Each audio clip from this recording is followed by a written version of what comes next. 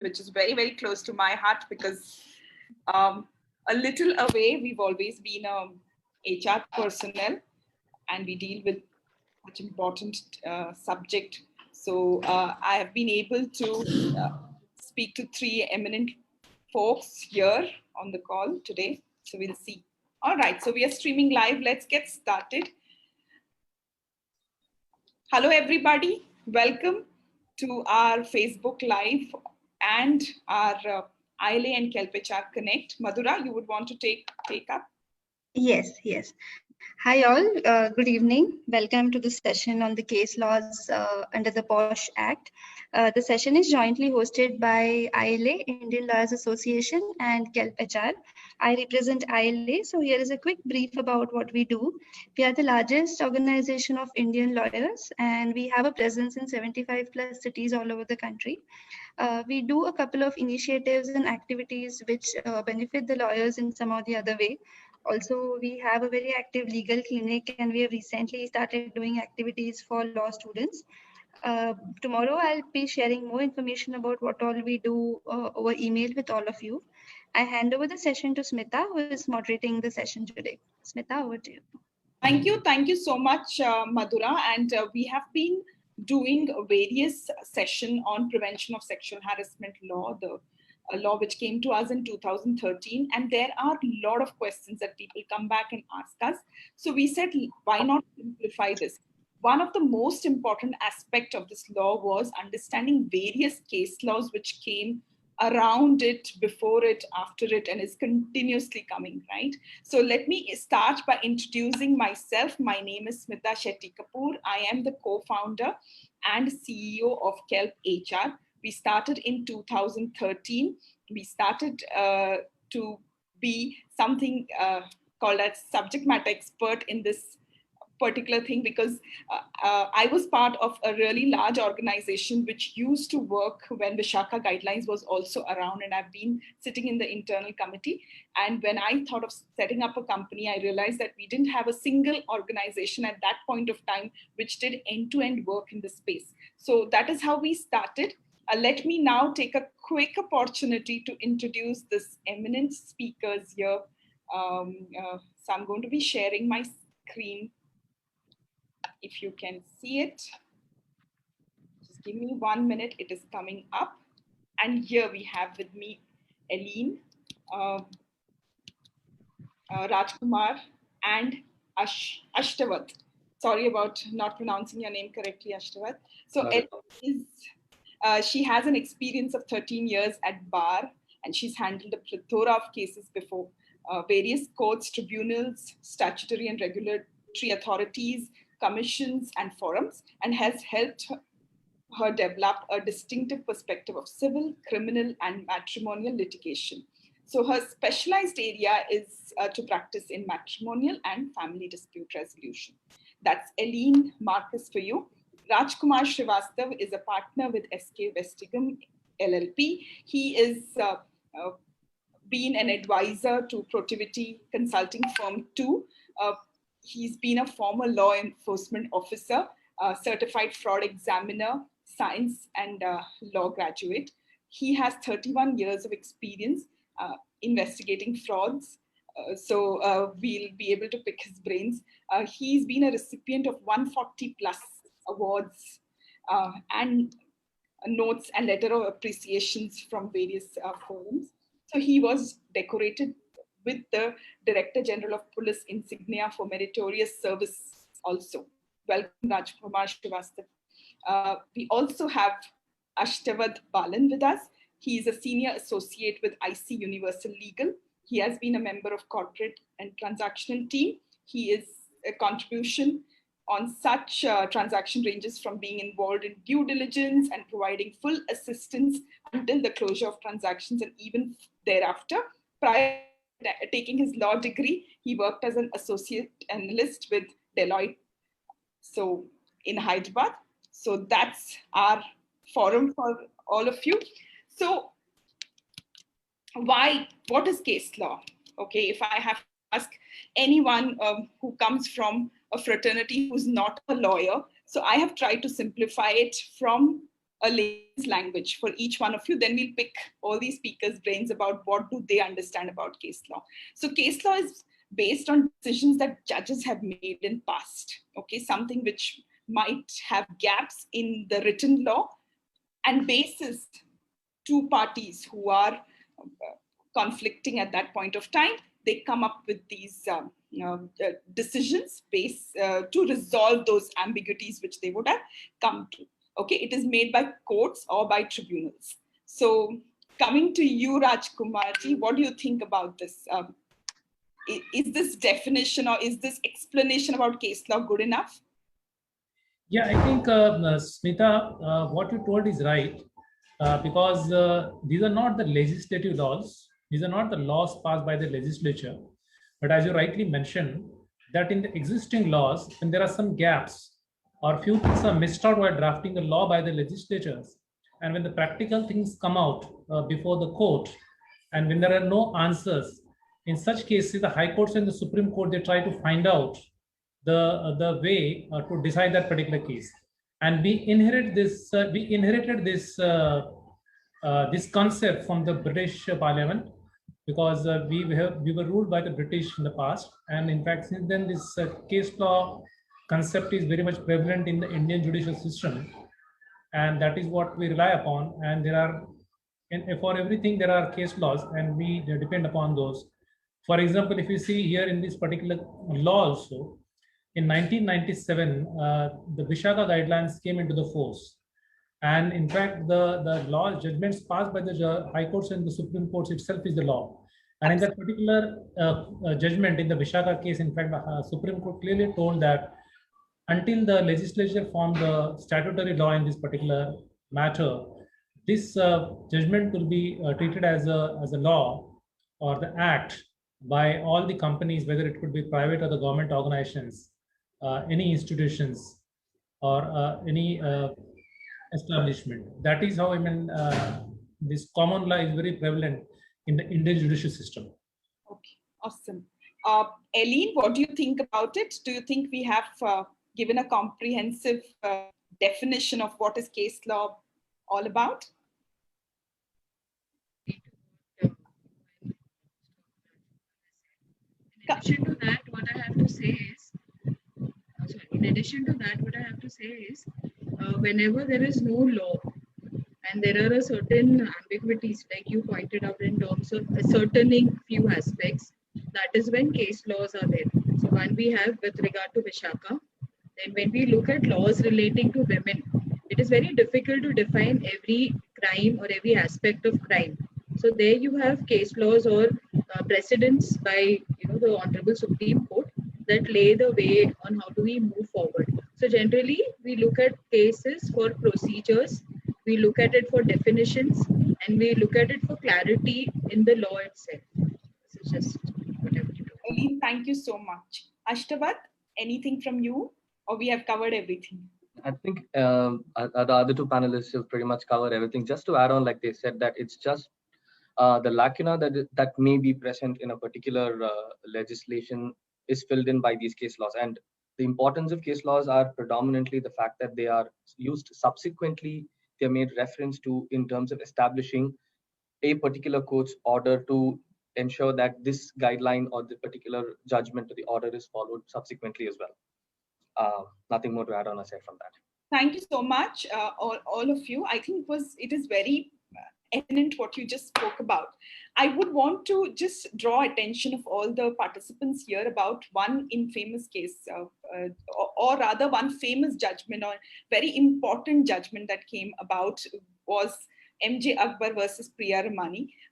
What interested me most is reference of dignity versus reputation, right? So we use dignity and reputation as synonyms. Many a time we say dignity, reputation in the same sentence. But this law made me at least reflect, saying that dignity versus reputation is very, very different. Dignity is something inherent and reputation is something acquired. Dignity is more important. Okay, so the dignity of a woman is more important than a reputation of the man. So that is what was discussed, which stayed with me for a really long time, and it continues to stay.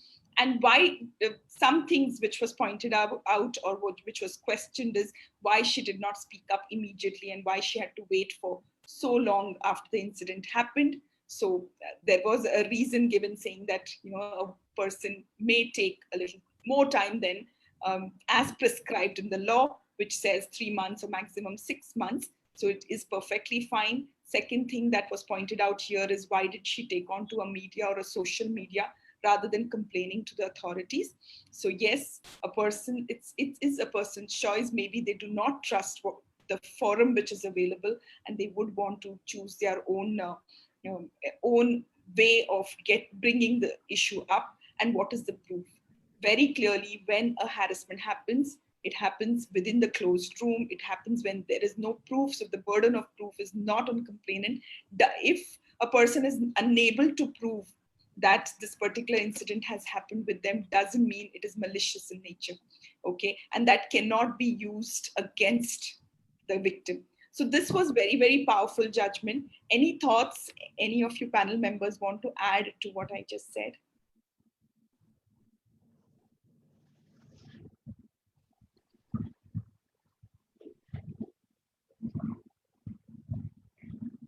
Just to add on, Smita, to what you've said, I think this judgment has been a bright, rainbow or a nice light to all the women who wanted to raise issues. During this past few months, I've been doing a lot of trainings on Sexual Harassment at Workplace Act. That is how I like to call it rather than the POSH Act. So the Sexual Harassment at Workplace Act has been a ray of hope for many women. And when we talk about reputation, dignity, how it does not lead to defamation, and how women have come ahead and complained, and they have stood the test of law and test of time, I think it has been empowering for many women. And we may see a rise in complaints now after the court has shown some trust or some faith in the women complainants. That is one aspect. The other aspect, the judgment is a very recent judgment.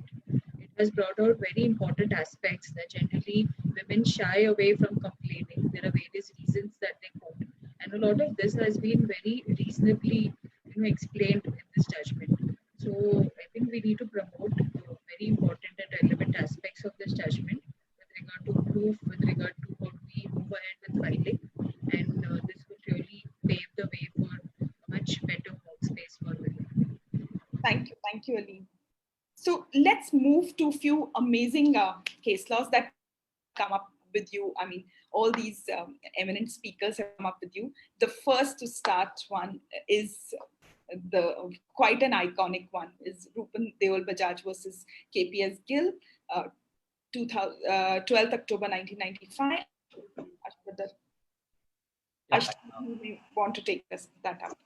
Sure. So this case law is fairly important. I think everybody wants to understand from where the issue stems with respect to sexual harassment at workplace. So this was KPS Gill's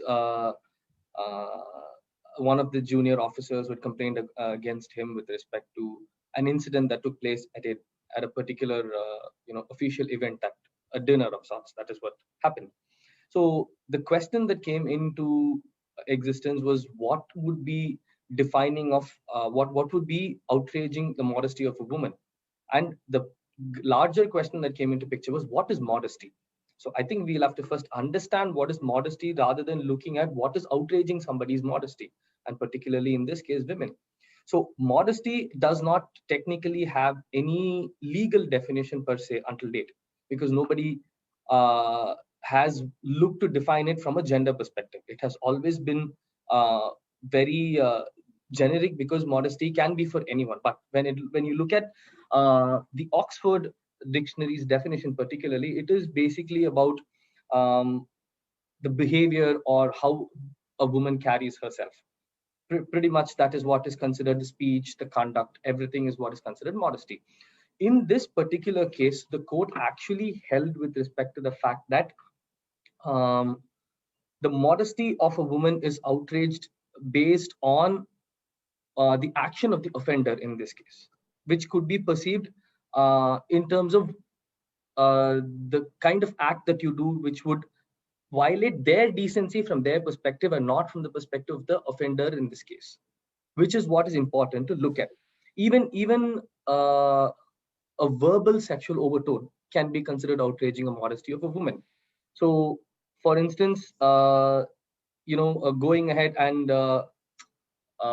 inadvertently knocking their shoulder, or for that matter, uh, a harmless pat, as the person who doing it may consider, may still be outraging the modesty of a woman. So the definition is still very fluid, but this set the tone to decide how this entire question of modesty came into force. The other aspect of this was privacy. Privacy is something that I think it's a larger question and a much more contentious topic that we have to take up at a different point of time, I assume. But privacy is what is my space, and at what point of time do I not want somebody intruding into my space? Pretty much similar to trespass in terms of property. You do not want anybody stepping into your property, and I think it's safe to say that your body is your property. So you would not want anybody to step in and say, listen, or anybody to come in and infringe any of your personal rights, because you decide what you want to do with your body at the end of the day. Which is what this case set the tone for it. But unfortunately, Vishaka guidelines had not come into force by then.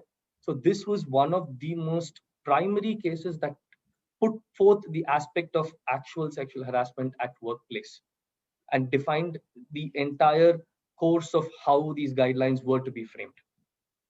So, yeah. Thank you, Ashtavad. I still remember a BBC video which was shot by Rupan Deol Bajaj, and the way she speaks of around 17 years of the incident, and she's been recorded then. That you can see her face cringing then also. So it is very clear a person who's scarred is scarred for life. Okay, a woman who goes through sexual harassment, could be the degree would vary, but she's scarred forever and she can never ever forget it. So that is how impactful a sexual harassment is, and how we should be aware about the modesty, the privacy, which we do not talk very openly. Thank you very much, Ashtavad, for that. The next important one, or in this series that we have picked up, is this famous one which defines workplace. So Jaya Kodate versus Rashtra Sant Tukroji Maharaj, Nagpur University. And Eileen, I would want you to share with us your inputs on this particular case law. This particular case law is very relevant to the present time when everyone is working from home and we're looking for a definition of what is the workplace. So in this particular case, we see that there were submissions that were made.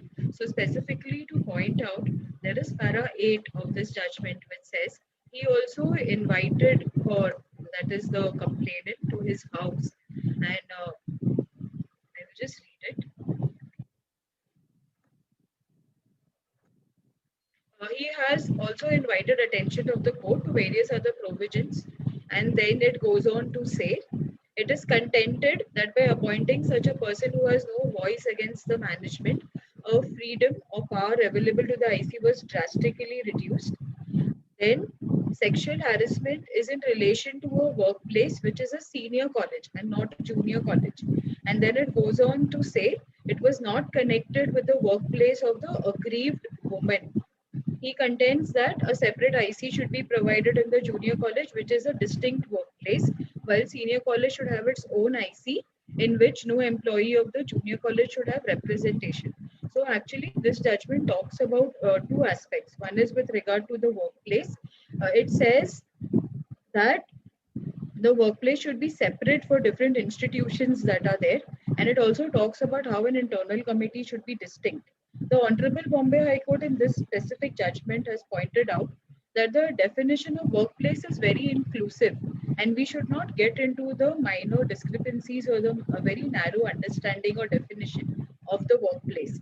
And the Bombay High Court has further said that the Parliament has deliberately kept it wide, kept the definition of workplace wide, so that it can ensure that any area where a woman may be subjected to sexual harassment is not left unattended or unprovoked for.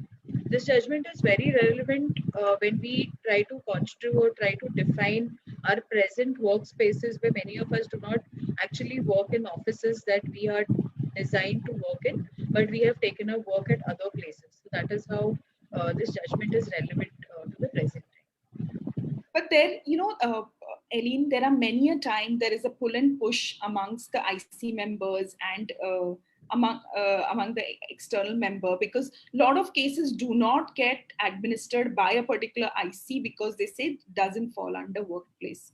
So do you as a lawyer feel that IC has or can take a decision saying that if two people are working in the same organization and if they have gone to a particular place, okay, can that be considered as workplace, or can IC say, sorry, it is beyond our scope? Just extending this particular discussion, I mean. Law is very inclusive. So when we talk about the workplace, if we go to the definition that has been mentioned in the law, the way the workplace is defined in the law, it is very exhaustive. It cannot be read in a little or a smaller aspect. So this becomes very relevant, and that is where the role of the internal committee in identifying whether it is a workplace or no works out. Like the case that was earlier mentioned by my colleague, where we talk about Rupandeol Bajaj. Now, where did this incident happen? It happened at a party that was called. Now, that was construed to be a workplace. So, the definition of workplace is very exhaustive to mean where colleagues have met or have been compelled to meet by reason of their work. So, it is the power of the internal committee to interpret it to suit the case at hand and to ensure that justice is done to the victim. Like in the initial periods when the lockdown had started, there were a lot of internal committees who were clueless of whether online would fall within the ambit of workplace.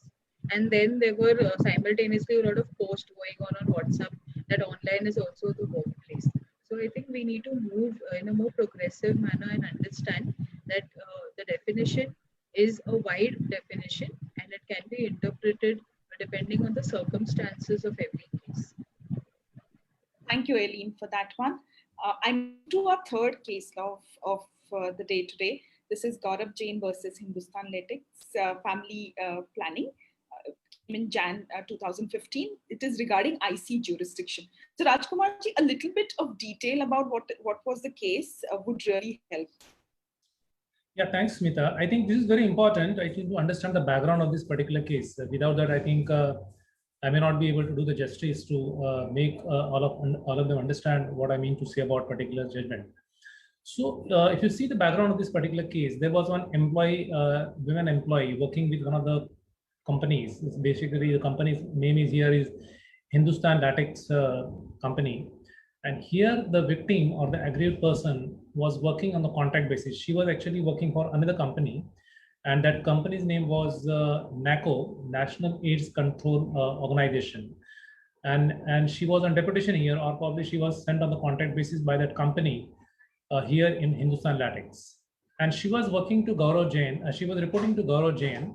And Gaurav Jain, in fact, had a very dubious record as far as the company was concerned. And this was not the first instance in the company of the sexual harassment. There were many, in fact, but nobody dared to make a complaint against this particular individual, because every employee who was working under him were, in fact, the female employees on the contract basis. And they did not want to lose the job. And he was a very powerful guy. And in this particular case, he, in fact, stage managed one trip to Hyderabad to assist one client. And he nominates the victim along with him. And while nominating, in fact, he asked the concerned team to book the ticket. And while blocking the seats, in fact, he blocked the tickets. And his intention was always not very good intentions as far as Hyderabad trip was concerned. So there were 5 people supposed to travel in that particular trip. And in fact, the first day, he, along with the victim, he planned the travel. And also he blocked the seats for them. And they were together in the flight, in the adjoining seats. And when he goes to Hyderabad there, and nobody was there, in fact, they check in the hotel. And while checking in the hotel, in fact, they were given the rooms on the different floors. Within, I think, 10 to 14 minutes, he comes back to the reception and says, no, I'm not comfortable here. Please shift me to the second floor. where the victim is staying. I want to stay in the adjoining room of that victim. And he goes there, and then he, on his request, the hotel adjusts that. And then in the night, he calls her for the dinner and orders a biryani. And then he forces that girl to eat half kg biryani. If she doesn't, then he snatches that her room keys also. Doesn't give the room keys. And this goes on. In fact, she starts crying and all. Again, he goes to her room and harass there as well. And everything was captured in the CCTV and all. And then next day also, in fact, the other two people comes along with him, and he shifted those two people, or the employees, to some other hotel. And three employees, in fact, they were in the same hotel. And next day again, he invites everyone for the dinner in his room. And again, he in fact have drinks along with his colleagues in front of her. And in fact, he was in fact also throwing smoke of the cigarette on her face. And there was a lot of harassment, and they were cracking some jokes and all those things. So when she come back to Delhi from Hyderabad, after 2 months she filed a complaint. But when she come back, she was not in a state of mind, was not in a, I mean, she was disturbed. And after 2 months, she filed a complaint against him of the sexual harassment. And the inquiry then was started by the IC, or the Internal Committee of the Hindustan Latex. Here in this particular case, he challenged the decision. He was terminated. This is the committee's decision or the recommendation here. And he challenged or his contention before the Delhi High Court was that the IC of the respondent had no jurisdiction. So in fact, this company where he was working, it doesn't have the jurisdiction. She should have filed the complaint where she is in fact coming, or the parent organization. But High Court said that nothing doing. She has filed this complaint with the Hindustan Latex where the respondent is working. So this is perfectly fine. These are some key contentions which High Court rules in her favor. The second contention, that IC recommended punishment of removal for petitioner for services, which is again the rules of the employees organizations. Again, High Court said it is nothing like that. Statutory law is law. So again, High Court dismisses that argument also. And then the third key contention was the complainant was motivated and nullified, that it was made after 2 months. So the High Court made a very important observation. Exactly, that was in Priya Ramani's case also. In this case, High Court said that, see, for any woman, and for this particular lady, in fact, who lost her father recently, and she was a sole bread earner or winner in the family, it is not possible for her to come and file the complaint immediately. There could be a lot of repercussions or adverse reactions as far as the filing of complaint is concerned. And in fact, she gathered a lot of courage, or any woman needs a lot of courage, or they need some time to gather the courage and come before the committee and file the complaint. Exactly, that is what she did here. And the court said that this cannot be afterthought, and we completely accept this complaint. And the last contention was basically, he said that there was no enough opportunity given. But here in this particular case, I think the court was so, in fact, the court appreciated the decision given by the committee here, and the court said that the committee in fact drafted a 27-page report here, and the court said that this is very elaborate report, drafted very well, and it appears that this is actually drafted, this committee's report in fact looked like a judgment passed by any court. That were the wordings of this particular case. So I think my point here is, I think important here is, see, if you see the High Court, the committee, the way they in fact probably drafted this judgment, I think this is basically a very good learning for all the internal committees, or we as the fraternity. I think there's a lot of learning from this. Here the committee in fact relied upon the oral evidences, relied upon the documentary evidences, and also the circumstantial evidences. So they went into the nitty-gritty, they find out and probably appreciated all that evidences. Basically, when they checked in the hotel, they relied upon the boarding cards, who has booked the flight, who actually made the bookings or blocked the seats. Then, in fact, they also appreciated, in fact, where was she when her key was taken, who were there in the room. And not only that, in the committee, in fact, also, in fact, when this guy the respondent was cracking some jokes against her, and everybody was laughing or probably making happy their boss. The court also, in fact, the committee also recommended punishments. Basically, it was counseling against these employees. I think from that sense, I think it's very important. If you see the jurisdiction, in fact, I always say that the IC should make the efforts, should not be restricted, the work should not be restricted to the four walls of the company. They should go beyond that and try to collect the evidences here. So this is very, very important, I think, as far as IC is concerned. In many of my presentations and in the trainings, in fact, I always tell the IC members, many a times people, in fact, when sometimes the lady deletes the WhatsApp messages, and the respondent definitely will delete the evidences, because lady, in fact, sometimes she feels, suppose my husband sees these messages or someone in the family, I think that would be a problem for me. So there could be the husband probably may misunderstand me, and there is no evidence that time. I always tell that the IC in fact can go beyond that and try to recover those evidences using digital forensics and all. I will not be I won't want to be more technical in this, but I'm also saying that if there are messages and all sent, or probably someone is calling in the late night and all, I think I always tell the IC that IC should write to the concerned service providers, mobile service providers, to provide the CDR or the call related records, I can say. But I think IC should, because IC has the powers of the civil court here, I think we should exercise that jurisdiction here, or authority, as far as calling this kind of evidences, which can be appreciated in the during the course of inquiry. Absolutely, Rajkumarji. I am with you, and there has been a lot of pushbacks many a times where I see legal teams have questioned the IC, saying that why would you go beyond your core work, and why would you do a particular thing? So I think what you said is absolutely a nail on the head. Thank you, Smita. So I'm moving to the next one, which is Saurabh Kumar Malik versus the Computer and Audit General of India. Ashtawat, this is something that I would want you to give us a little bit of background. What was the case all about, and what was the observation from the court? Sure. So basically, Saurabh Kumar Malik brings out the aspect of what is called progressive societies jurisprudence. So like we discussed in a couple of cases ago, what is defined as workplace? So which is where this entire problem stems from. How will you determine what is workplace for you to begin the determination of harassment that would have taken place at that workplace? So what is the concept of progressive society? A progressive society, from when we understand what law is to what today is vastly different. A workplace is not considered the same, like Ms. Aileen had put it rightly. Wherever you are currently with this pandemic, I think everybody is sitting at different locations and working.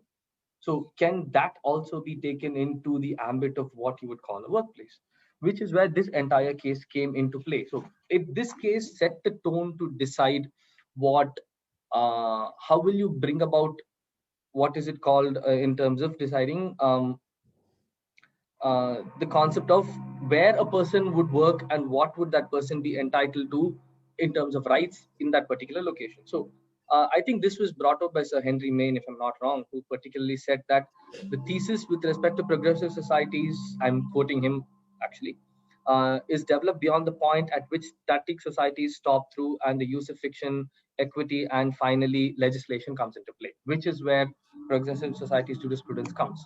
So what is static society? I think the bigger question, or the defense that predominantly is taken by most offenders when it comes to claiming that this was not a workplace. Even for that matter, I think there is a very recent case which came into play, which is Silajit Guha versus Sikkim University. That is also a very, very connected case with this, which talks about whether a private event would be considered a workplace, which is what this also talks about. As in going to a colleague's wedding, or a particular person's any function for that matter outside the scope of work, but at the same time with your same group of people from your workplace, would that be considered sexual harassment at workplace? So this case basically is trying to define workplace, but unfortunately it couldn't, because you cannot put it in a straitjacket and say that this would be the place where you are working and this would not be the place where you're not going to work. So pinning that, I think the beginning of definition of or taking up the case with respect to what would amount to sexual harassment will start off with what would amount to workplace to begin with, which is what this case brought about in its entirety. I'm not dwelling into the facts in detail further because that will go more and more on. No problem. So what we are trying to say is that jurisdiction is something that gets challenged at every stage. I remember when I was supporting one particular case, which was anonymous in nature, which did not have, which was a little dated. So respondents' first defense is that how are you even asking me this question? How are you even, do you have the right to ask me those questions, right? So these are some things that they generally ask us. And as an IC, we should be assertive and say that we have few rights and this is what needs to be done. And, the principle of natural justice will follow. Yeah. Thank you very much for that, Ashwat. We will move to another very famous case. This is Vidya Khave versus Union of India. Eileen, you would want to take that?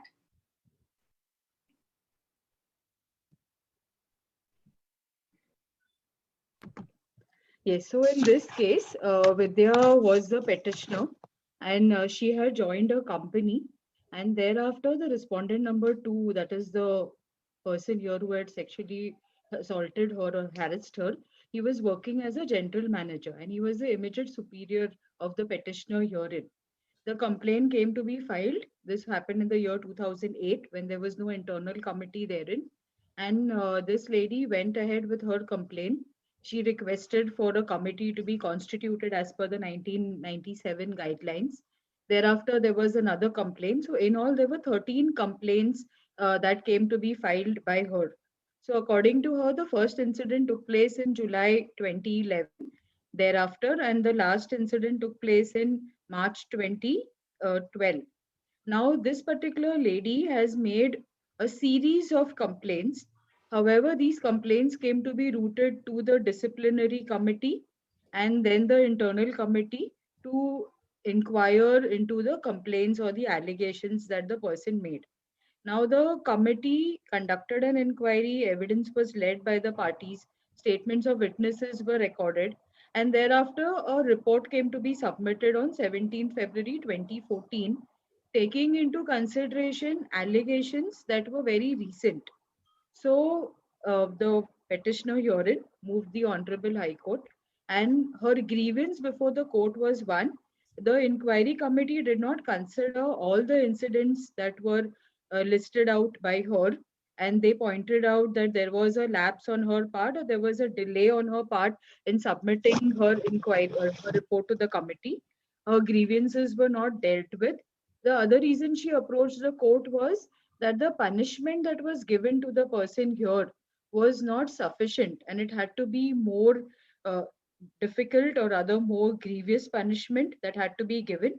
And the third aspect that she said was that there was no finding by the committee that the person was guilty of committing sexual harassment. So the internal committee herein used statements that said it was unbecoming of a person. However, the mandate on them was to understand whether the sexual harassment was committed by the person and whether he was guilty or no. The honorable court here found that this was a fit case where punishment could be enhanced, it could be considered. Now the petitioner here felt that his grade had to be reduced, which was not done as per recommendations, and the punishment should be enhanced to such an effect that it needs to be a deterrent. Now, the role of the employer is something that has been discussed at length by the Honorable Court. And in para 21 of the judgment, while it has discussed the statutory mandate or the legal mandate of what is the role of an employer, it goes on to say that it is very important that the employer should display penal consequences of sexual harassment. They should organize workshops, something that all of us need to learn, that in addition to the mandate of the law, there is also a direction from the court. There should be an inbuilt internal mechanism so that any instance of harassment faced by the woman can be conveyed in a confidential manner. And if the person who's assaulting her is her immediate senior, then there has to be a mechanism in which she can bring this complaint in a confidential manner to the right authority without fearing loss of job or any detrimental action. The internal committee should act in a free and transparent manner in order to ensure that the complaints are inquired into seriously and that too without any bias. The court went on to observe very often men may view sexual conduct in a vacuum without full appreciation of the social setting or the underlying threat of violence that a woman may perceive. So, this is in relation to the earlier judgment. The women perceive a threat, and this has to be understood by the internal committee in their inquiry process. And it is therefore necessary to continue to create awareness of the vulnerability of women to all the men employees or the male employees. When a woman files a complaint, it should be promptly looked into. Like in this particular case, 13 incidents were overlooked because they felt it was barred by limitation. However, the court felt that they should be seen together as incidents of sexual harassment, and the inquiry should be made within a reasonable period of time. This court also went on to say that safety mechanisms should be evolved by which women employees can feel free to express their grievances to a suitable higher officer. And finally, it went on to say that inquiry committees should be constituted at the workplace in an expeditious manner, and it is the mandate of an employer which the employer should follow judiciously. So, this increases the responsibility on us to understand that as employers, we need to have an internal committee and we need to take cognizance of every complaint made by our women employees. Thank you, Eileen. Eileen, there is always one issue that gets debated, that who's an employer. Now, while if it is a sole proprietor work or a small company, then you know that somebody who's owning the company, somebody who's founded the company is the employer. But in large corporates where you have managing director who's appointed, the CEO who's appointed, so is that person the employer, or the HR department can play a role of being an employer? So this is one question that gets debated all the time. If we understand, one of the challenges that this law faces is who is accountable for putting the law in play or in practice. So here the employer would be the one who is holding the highest authority, and the HR manager is someone who looks into compliances specifically to understand that their organization is compliant with the law. That is how I would understand. Thank you, Eileen. So what happens is that if we say that, okay, HR is somebody who's executing it because the outcome comes and disciplinary action is taken by HR, so do we put that person as an employer? So if that person is called out as an employer, can they be part of IC? So I've seen people playing dual roles, that they are part of IC and they are also executing. Okay, so these are some things that we'll take it for another discussion, but I just wanted to table these kind of incidents. So we are moving to the next case, and Rajkumar, we come to you. This is Ashok Kumar Singh versus University of Delhi and others, 18th August 2017, and this was how to write a report. It will be very interesting for us because that is one aspect which gets debated all the time, that what is a conclusive and exhaustive report. Yeah, thanks, Smita. I will not talk about, how exhaustive reports should be while writing, but I think definitely, yeah.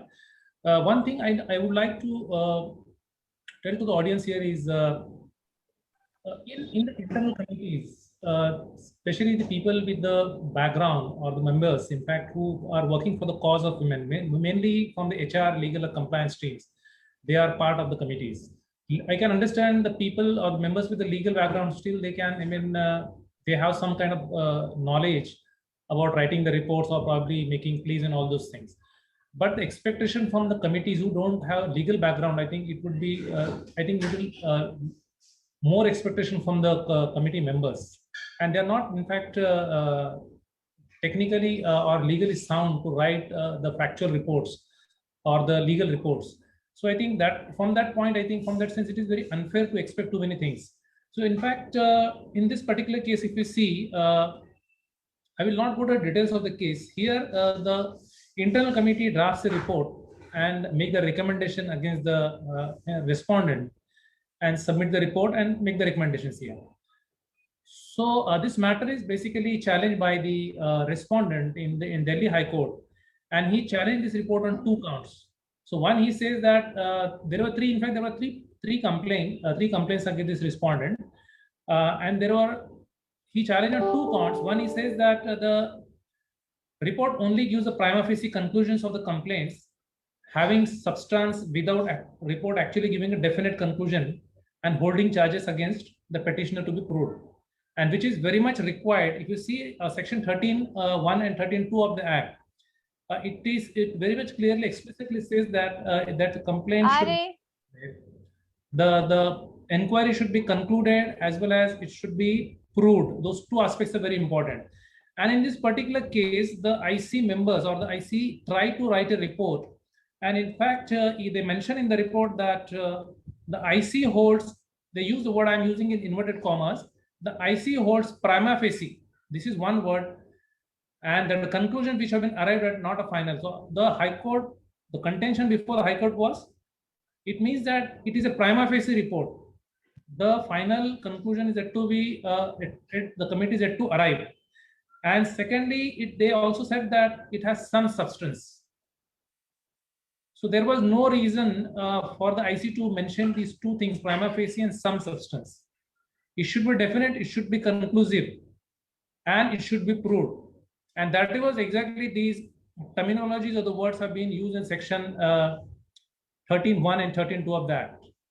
So it was something that they were negligent about it, or they were not competent. Rajkumar, what do you think was the issue here?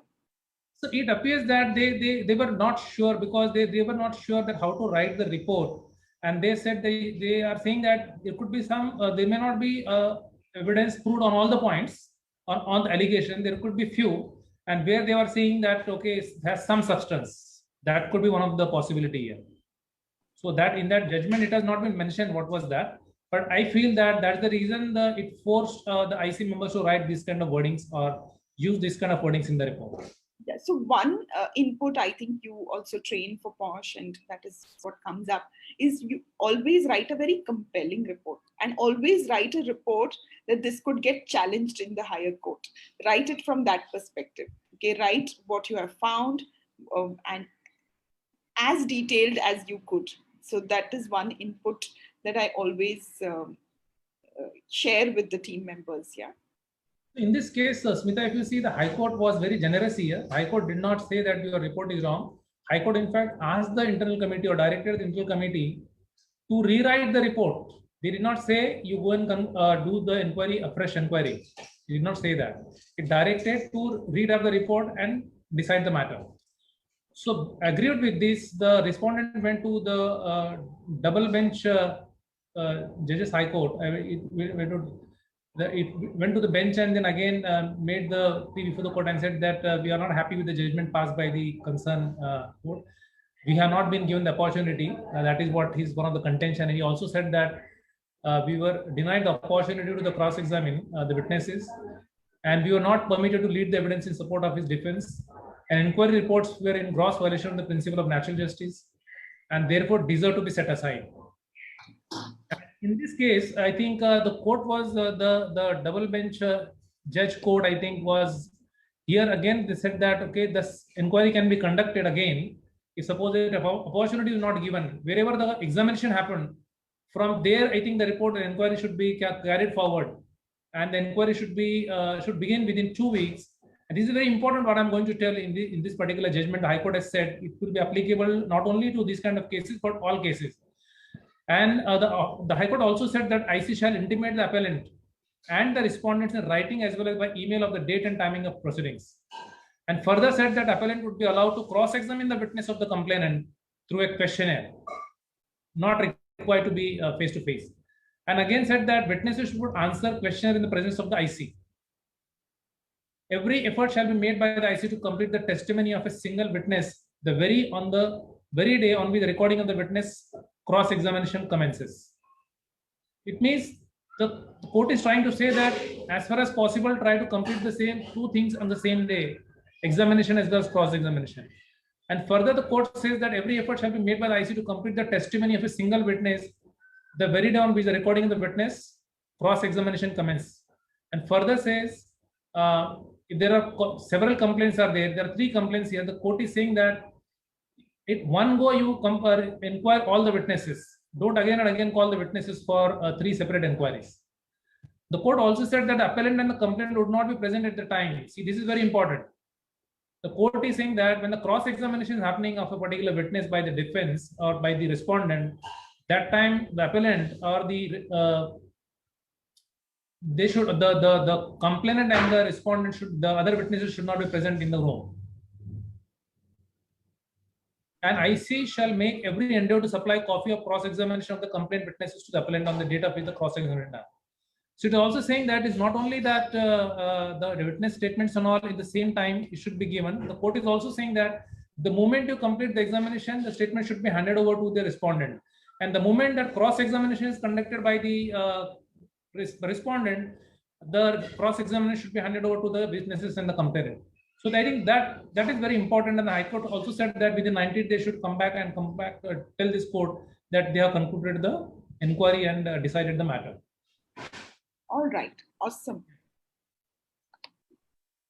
So we are moving to the next very important case, which was Mera Kotwal versus UOI, Supreme Court, 19th October 2012. It was about implementation of guidelines. So, Ashtavat, would you want to share? So this case actually holds great importance because of the fact that in the subsequent year is when the Prevention of Sexual Harassment at Workplace Act had been implemented to begin with. So until then, it was the Vishaka guidelines that were enforced to govern any sort of harassment that would take place of a sexual nature against women, particularly. So the issue with this case was that even after 15 years of after the Vishaka guidelines had come into force, most of the states and union territories had been very lax in terms of implementing these guidelines or ensuring that these guidelines are implemented even within the governmental bodies and governmental organizations as well.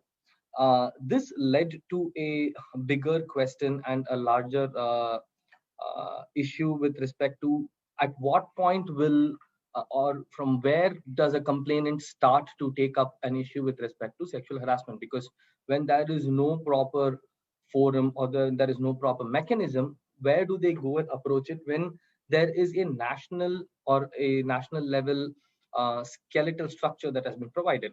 Where do they go within the state to seek such redressal? So the court was very appalled by the fact that predominantly many states have not implemented the guidelines after 15 years. So citing in the aspect of us being the largest democracy in the world, not the oldest democracy. We are the largest democracy in the world with the second largest populace. And we are seeing a great number of crimes against women, which is something that I can safely say that is yet to be to the extent where it has been combated in its entirety. So the court came down very heavily stating that this entire guideline cannot be a lip service, and the major holding of this entire order was it wanted it to be split into three ambits.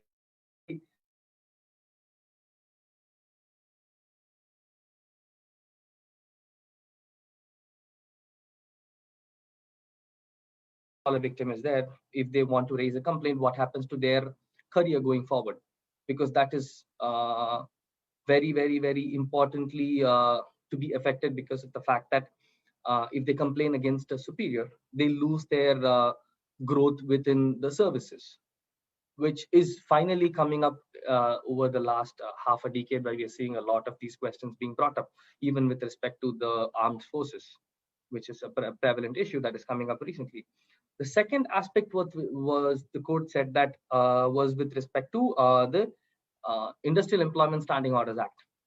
The rules that are basically said that any industry that is established in any state which has not implemented the guidelines even after almost a decade and a half have to strictly implement these guidelines to ensure that there is a redressal mechanism and there is at no point any complaint that goes not addressed. And they wanted these complaints to be even retrospectively taken up and filed with a committee which was supposed to be established even if you come at a taluk level, which is something that is very important because as you go down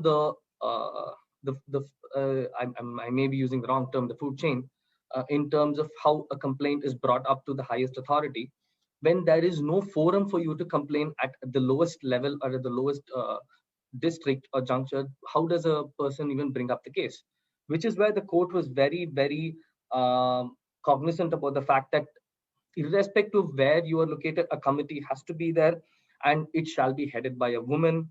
And as far as possible, the committee shall be independent, because the predominant issue is, even with the committee for addressing sexual harassment cases, is overreach or overpower by external forces, which are from various aspects like government or non-governmental aspects as well. So which became the larger question in this issue. And well, I think at the end of it, it was more on the lines of saying that if at all there was any non-compliance or non-adherence to the Vishaka guidelines that was established in 1997, the High Court would be in a better position to directly take up the cases and give any redressal to any grievance that may come up. And the victim need not necessarily go through the process of trying to find out which would be the right forum to take up the case. Okay. So, but we are still struggling with it. Many organizations that I know have not implemented the guidelines. We are still after the law also came up, we are still struggling. But that's a different discussion, and we'll have this discussion sometime later. And I'm very mindful of the time. So we're moving to this another very important case law where inquiry when invalid. So, Aileen, you might have to give us a little bit of background of what was this case all about. So this particular case is very important for us to understand who constitutes the IC. If we see section 4, it talks about an external member being a person who is related or understands women-related issues, a person who is not connected with the organization, and a person who will ensure there is a fair inquiry. That is what the law mandates. Now, in this particular case, we see Ruchika Singh Chabra versus Air France case. It is a case where this person was an employee of Air France India. She was a former employee. She was sexually harassed. And at that point in time, she lodged a complaint with the internal committee. Now, the internal committee had one person who was the secretary of the Employers Association, who was appointed as an external member because he was a lawyer. The appellant, that is Ruchika, she sent several letters to the internal committee asking clarifications of how this particular person qualifies to be an external member of the internal committee. However, none of the correspondence of hers was answered by the internal committee. Thereafter, she went before the High Court asking for clarification or asking for consideration on the aspect that the inquiry conducted by the internal committee in the absence of a neutral external member is invalid. And she also stated that this person who was appointed as an external member, he was in fact a labor lawyer, and he has not disclosed any organization that he works with, and he did not qualify to be a person working on women related issues, and he did not understand sexual harassment at workplace. Now, I have seen a lot of internal committees have external members who are associated with or holding a tangent, responsibility with some way related to the employer. So that is where I felt this case is very important for us to understand the neutrality and the transparency with which an external member should come on board in an internal committee. Now, the High Court of Delhi held that the respondent was in error and that the rule of law was not followed in terms of appointing this external member as a part of the internal committee.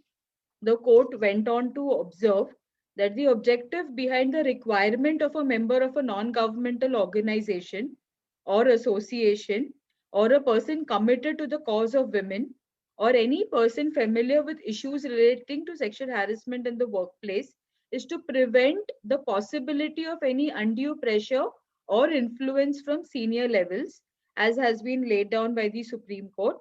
In fact, the object of providing an NGO member is to keep IC independent and impartial and so it should command respect and compliance even from influential management.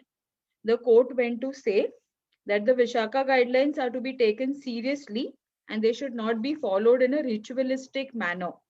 And it finally held that the committee that was formed and the inquiry that was undertaken by this committee was invalid in the eyes of law.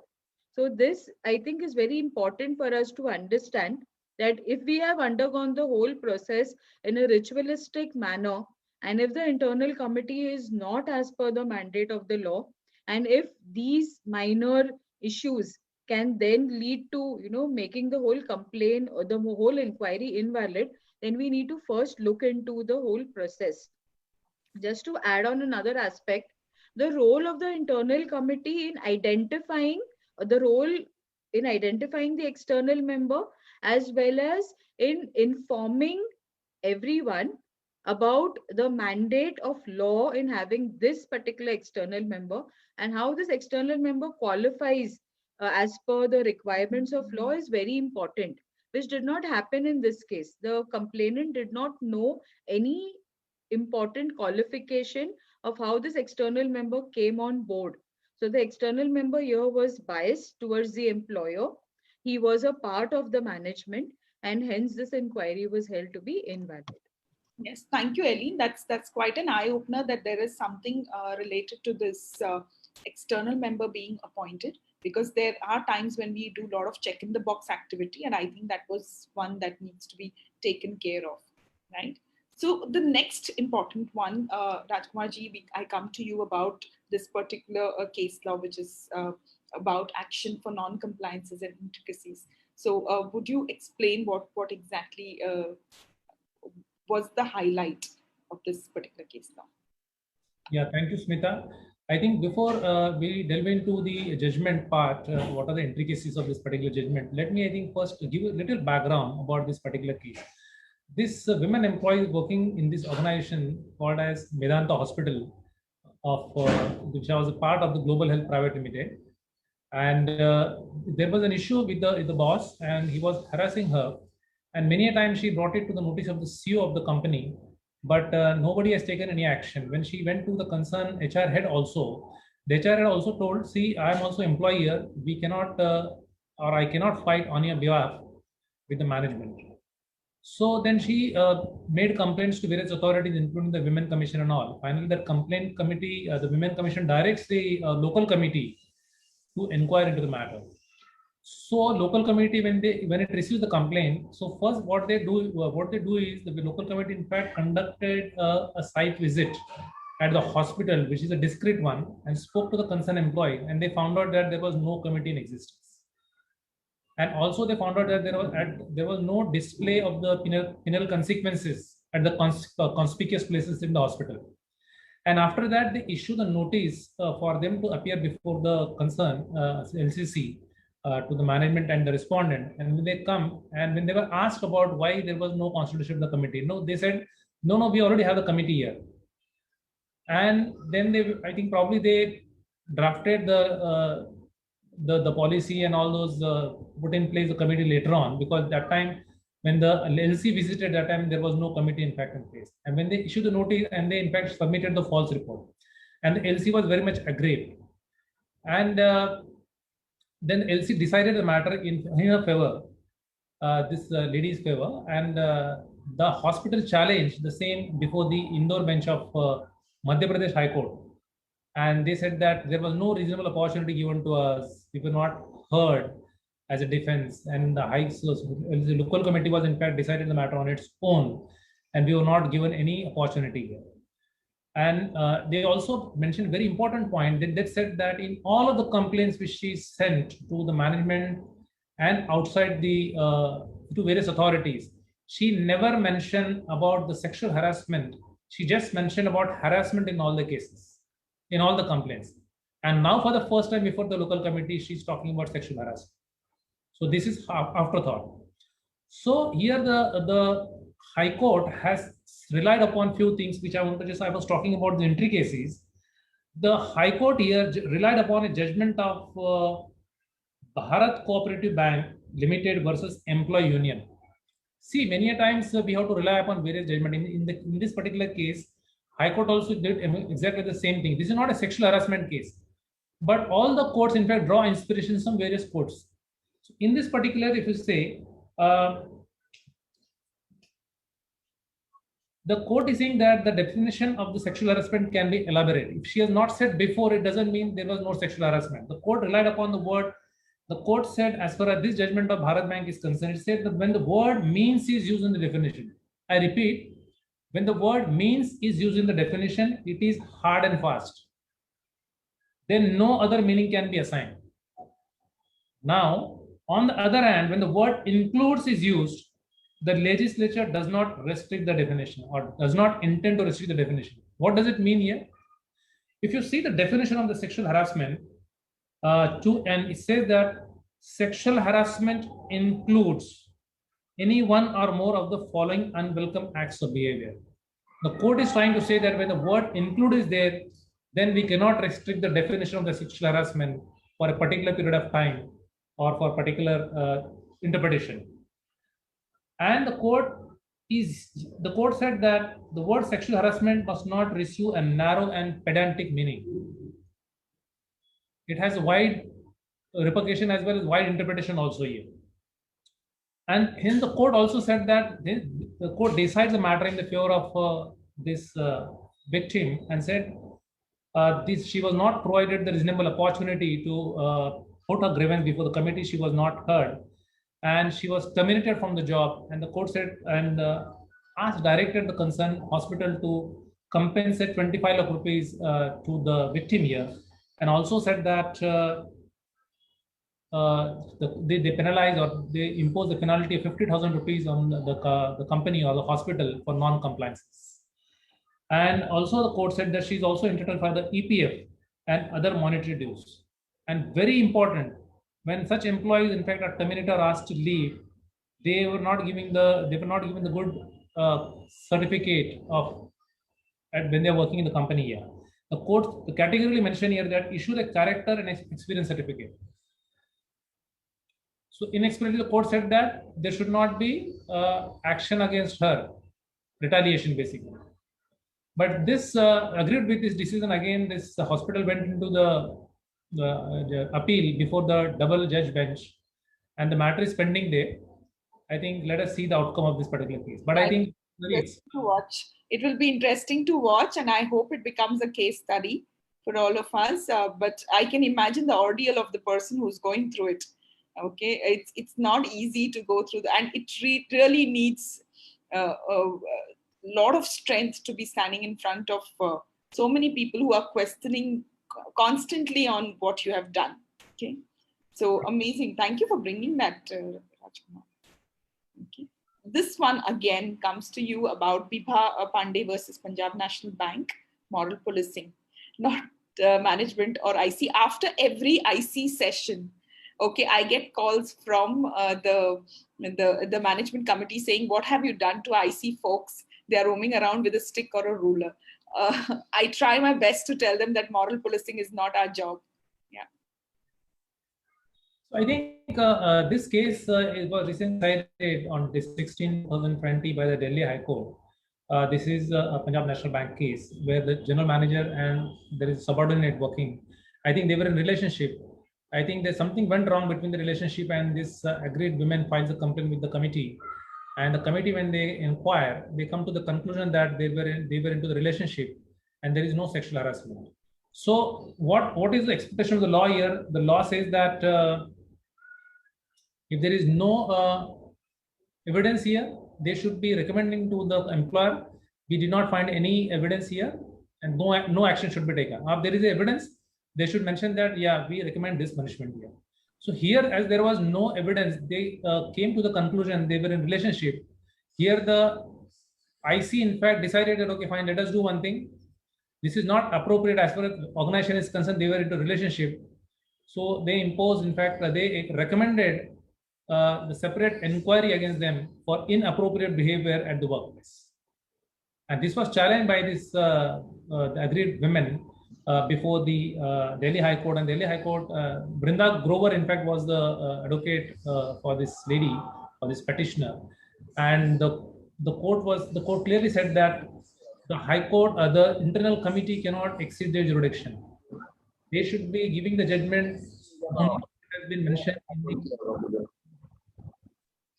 they should be giving only the judgment what they are supposed to give as far as the law is concerned. They cannot exceed the jurisdiction. So that is, in fact, and the court, that's the reason it said that the internal committees cannot do the moral policy. They have to remain within the framework of the law. They cannot exceed. Yeah, these stems from our biases. There are a lot of stereotype thought processes that we have. And yes, very clearly, we can't be moral policing. I think it's a good idea to be reflecting after we make every statement. Yeah. So yes, it's a learn. I want to add here, because many times we see that, okay, there is always a debate and the questions on the various groups. In fact, people ask whether video conferencing can be done or whether we can inquire through the video conferencing. In this particular case, the High Court, in fact, has used the video conferencing, and they're categorically mentioning the judgment through video conferencing or via video conferencing. So I think taking the cue from this judgment, I think whenever we get this opportunity, we know that there needs to be signature and all. We can discuss that aspect later on and how that signatures needs to be covered on the same day when we are conducting those inquiries, when we are doing the inquiries via video conference. I think, but we can do this. That is what I was trying to say. Absolutely. Thank you very much for that, because that comes as a question all the time, Rajkumar. So this again comes to you about Maharashtra Bandhu Ragde versus State of Maharashtra. So would you want to share highlight on this? Yeah, this is very unfortunate judgment given by the Mumbai High Court, one of the judges of the Mumbai High Court. Here, this is basically a case of molestation under the POCSO Act, which was initially the FIR was filed here, as well as the IPC here. In this particular case, there is a 12-year-old girl. She tells her mother that I want to buy some guavas, and she goes out of the house. And this respondent here, under the pretext of giving a guava, takes her to a room and lock her, and then he tried to molest her. And he molested her, in fact. Thereafter, she was scared, and she, in fact, was about to scream and all. Then she screamed because he tried to remove her clothes and all. But before that, he molested her. And this lady, in fact, the mother of this girl, was worried, and she actually started looking for her daughter. The neighbor said that I heard your daughter's while screaming in the background somewhere nearby. And she points towards one particular room. And the respondent actually was coming out of the same room. He was getting down from the stairs. She asked that particular person, have you seen my daughter? He says no. And when she goes up, the room was locked. It was in fact bolted. And she opens that, and she went inside and found her daughter there. So you can understand. So in this particular case, the matter was decided by the trial court, and this goes for the appeal before the Bombay High Court, and the Bombay High Court decided the matter. And very unfortunately, the way the High Court decided or interpreted this matter is very disturbing.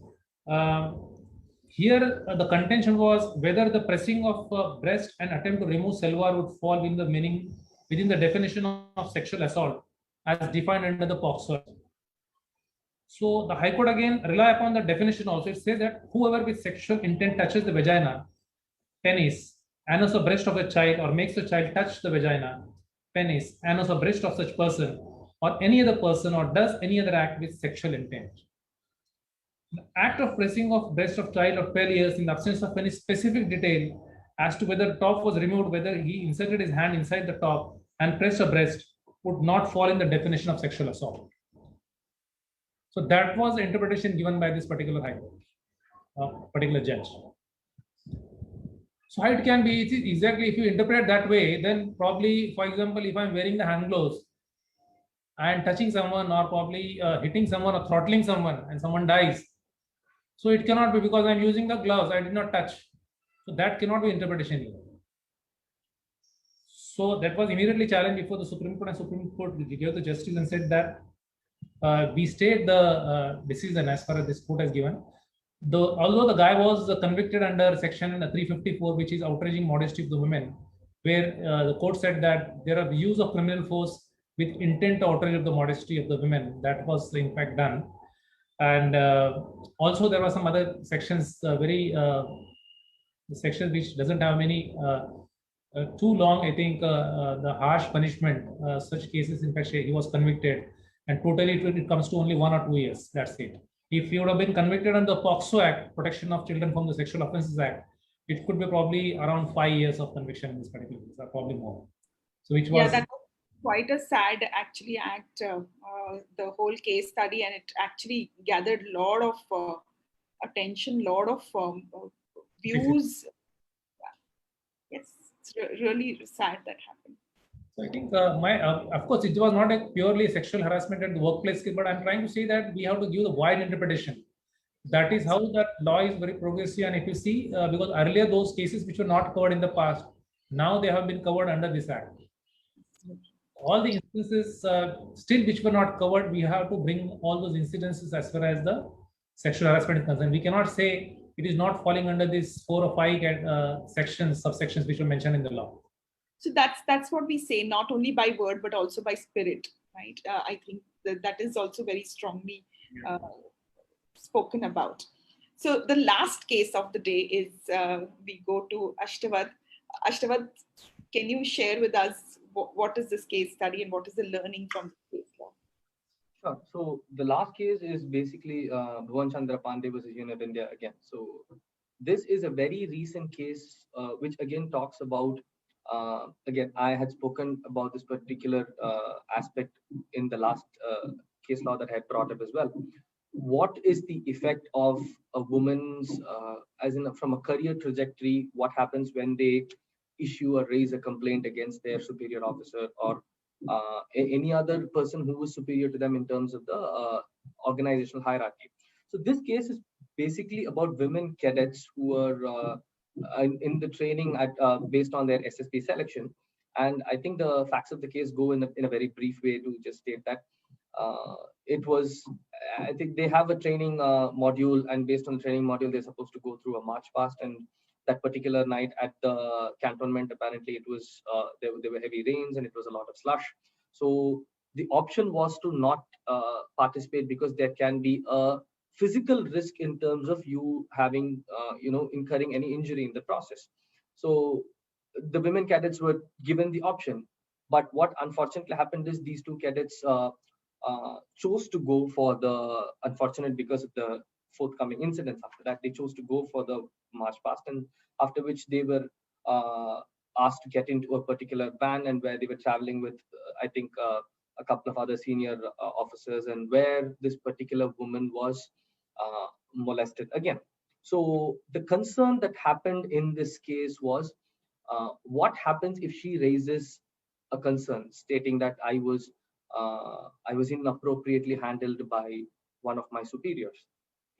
It works out in a larger question of when you're in the government service, because your salary is affected, your pensions are affected, your overall retirement benefits take a hit, because the number of years of service in a particular level is hit.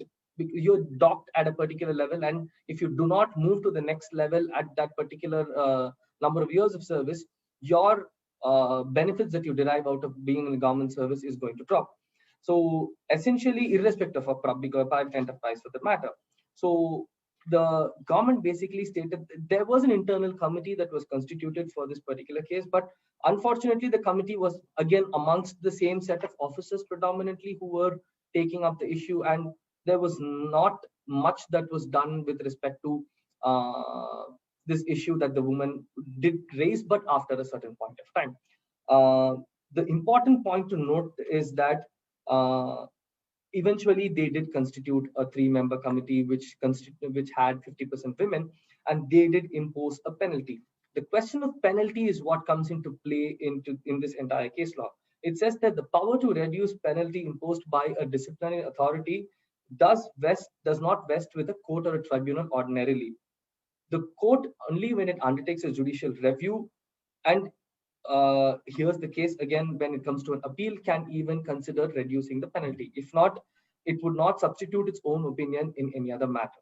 So this case brought out the entire issue as to who had the authority to determine what the penalty was. So even to the extent where the courts are saying we do not have the authority to determine that this penalty can be reduced irrespective of what the nature of the issue may be, if the penalty is set by the act and that is the penalty that has to be imposed, pretty much. Thank you so much for that. That's pretty important, because being able to implement the whole aspect is important, and unfortunately it is still not there. We are struggling. We are understanding those gaps, and that's why these case laws are so important. It comes really strongly for us. So I'm going to pause here and open up for a few questions. I know we have shot over time, so back to everybody. And we open up for any questions. You have the entire team here.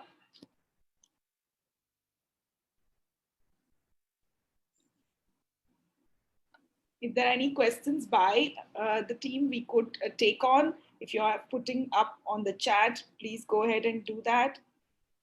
Hi, this is Aparna here. Thank you so much, Smita, and thank you, the panelists. I think it's just been fantastic to hear, the entire case laws that you spoke about. What I would be interested is to know, has there been any case laws against women? While I understand, we all understand the POSH, right, the entire act, but there has been instances where, women have taken, undue advantage. I'm coming from there, having dealt with a few cases. So it would be interesting to know on those lines. So that's what I wanted to know. Yeah. Anybody wants to take that? Yes, Smita, I'll answer Apana's question. Apana, I really do not recollect those judgments. What are the judgments? But I remember two judgments. One was the judgment from decided in the Western Railway. In that particular case, a subordinate alleged against the boss for the sexual harassment, and he retires.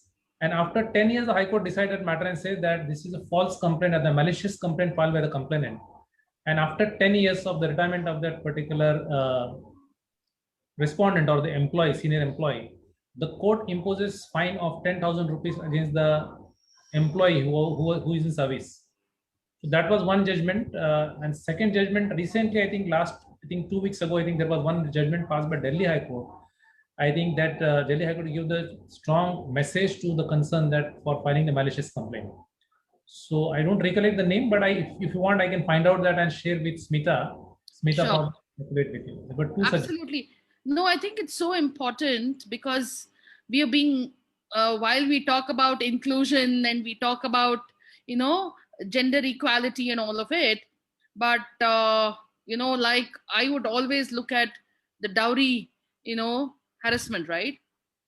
Yes, those are some laws that are there to help the women, but unfortunately, a lot of other things also happen. So yeah, I think men don't come up for various reasons. I haven't had too many men complaining. Even if they do, they don't want to give a complaint in writing, right? For various reasons. So yeah, maybe we can discuss offline. I do not want to take up more time on this. Thank you. Thank you so much. Thank you, Smita. Thank you, the panelists. Thank you, Rajkumar. Just one more question. What happened when the employer is a court or a judge? Vishaka guidelines, can any panelist cite any example? Employer is a court or a judge? Smita, I did not understand this question. Other panelists, if they want to answer this. I think this is, he's saying if the respondent is an employer. I think that is what, I think that's the question. Bhargav, if you would want to rephrase that question, that will be helpful, because it's a little confusing what you've asked. Another one, the more powerful the institution, the more challenging it becomes to ensure fairness. I think fairness in the process. What can India learn from other jurisdictions for addressing allegations of sexual harassment against judges in higher judiciary? I think they are speaking about the CJI fiasco that happened, where the judge appointed the internal committee to investigate about his own case, regarding his own case. I think they're mentioning about there. Are there any best practices we could adopt? Chandra Mishra, I have been doing a little bit of research of global laws, all right? And I have reviewed US laws and I'm looking at various other country laws, okay? I realized that India has a very stringent law. And there are times when multinational companies are appalled by the kind of detail that is available in the law. We do not have any country, I can't say any country, but many of the countries I can say definitely do not have such stringent laws. I think they should take a learning from us for a change. Yeah, yes, but about the judge, there are some things, there are some loopholes which we need to work very strongly about. Anybody wants to?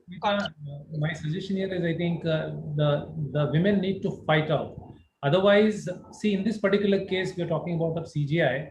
So I am not saying whether this allegation was right or wrong, because the lady was so, in fact, upright, and she stood, in fact, what she was saying and what she alleged, and she was all alone fighting because there was no representation given to her, and she was speaking to the 3 topmost judges of the country. Try to understand that. And she, after that, whatever it was not decided in her favor, but at least after that she could retain, she could get the job back. Not only her job, but also I think her husband as well as her brother-in-law. If she had filed a malicious complaint, why action was not taken against? So there are many questions remain unanswered. But I think whatever it is, she got the job. That at least that we can say some sort of justice done to her. Otherwise, she would have been without any job. Not only she, but her husband as well as her brother-in-law. Okay. All right, that's awesome, Rajkumarji. It's 8:32 and 1.5 hours, and I still see questions flowing, but we will have to take a logical closure. Thank you very much. I'll try and copy these questions and bring it to the panelists' notice, and if they can respond to us, we could email it back to you. All right. Please write to us at info@kelphr.com with your questions, more questions, and I will ensure that we respond back to you. Thank you very much. Any closing comments from any one of you would be really helpful. I think it's a very insightful, session, because many people do. There are flip sides to every single aspect that is being discussed over here. But again, this is a topic that has been contentious for over 3 decades now, and still going on. Like you rightly said, I don't think anywhere across the globe is there a solution to this problem, because I think it's unfortunate that people look at it only from a very national perspective, but when you look at it on a very international level, every country does have a great extent of cases of this nature. Just that we do not hear or see or read about it unless we take that effort to see it. And the quantum of cases that we claim to be on a very high level in our country is pretty much the same across the globe. It is not different anywhere else. And I think it was a very insightful session. I would like to thank the panelists as well, the other panelists who came along with me, because a lot to learn from them, way too senior to me. So it was good to know that.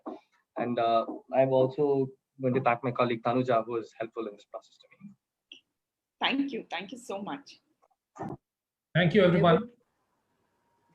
Thank you, sir. I would just like to say that this was a very informative session, in as far as we gathered together quite a few case laws.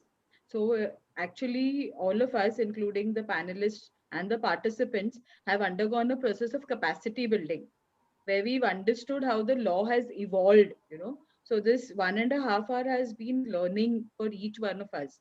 And I think this is how we need to proceed even with our inquiries. We need to upgrade ourselves with whatever judicial trends are there from time to time, so that we are more effective in our work as internal committee. And if you look at all the participants here, they are members of internal committees from organizations. There will be a few lawyers. So this aspect of bringing about judicial trends right from 1997, from when the Vishaka guidelines came in, and there were some case laws even before that. So we are trying to understand that it is an issue that has been, hitting all of us at some level, and the whole procedure and even the law is evolving. And we need to compile a lot of these judgments, and maybe we could work out some way of disseminating this information so that a lot of others could, or everyone could benefit from the, plethora of cases that we have. So thank you for this opportunity. Absolutely, Aline. At least these 12 cases that I have collected, I'll try and put it in a flow and combine what learnings I had and try and publish it. So that is my promise, and I'll keep collecting such cases and try publishing it. If you all have anything to add to that, we'll be more than happy. Yes. So thank you very much. So we close our session. Rajkumarji, thank you very much. Ellie, thank you. Ashtavad, I hope I'm pronouncing it incorrectly. Thank you so much. Thank you. Thank you. Thank you. Good day to everyone. Good day.